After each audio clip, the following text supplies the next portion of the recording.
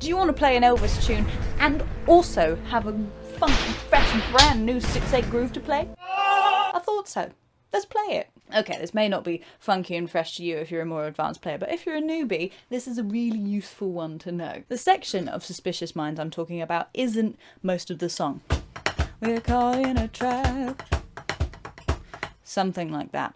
We're actually talking about the bridge section, which slows right down and goes to a swung 6/8 groove. This groove will serve you very well for a very long time because it's one of those grooves that just comes up a lot. So this is a great way to develop some limb independence. 1, 2, 3, 4, 5, 6.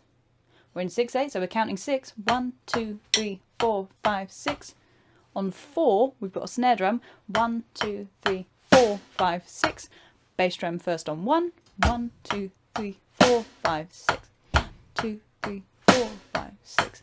Now we've only got to add that bass drum on the and of 6. Bit odd, I know. 1, 2, 3, 4, 5, 6, and 1, 2, 3, 4, 5, 6, and 1. And not only is it on an and in between some hi-hats, it's also a bit swung, so it might be a bit later than you think. I'm going to play it straight first and then switch to swung. So straight, 1, 2, 3, 4, 5, 6, and 1, 2, 3, 5, 6, and 1. And swung, 1, 2, 3, 4, 5, 6, and 1. See how it's a bit later, or it makes it sound like those two bass drums are closer together. That's what you're after. If you struggle with the bass drum speed, I have done a video on improving your bass drum speed, but a little hack. If this is your bass drum pedal, this is your foot.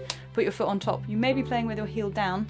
You might be able to get enough speed out of that, but you might not get much power. So what I suggest, scoot your boot back, lift up your heel, and kind of use the ball / your toes a little bit to play those extra notes. Da-dum, da-dum. Also, remember, you've got a spring mechanism in this bass drum, so it should give you a little bit of spring to help you get those extra notes. Remember, like bouncing a basketball or something. Also, remember, you can use the weight of your leg as well if your inner muscles in the bottom of your leg are getting tired. And there you have it. Have fun. Take it away and play one specific section of an Elvis song. The rest of it's not complicated, I promise. But if you'd like to see me talk about the rest of the song, then feel free to leave me a comment. Enjoy. Big love. Mwah. We're caught in a trap. I can't walk out,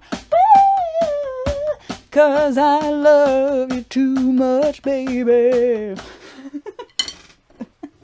You sure you want to see the other parts of that song?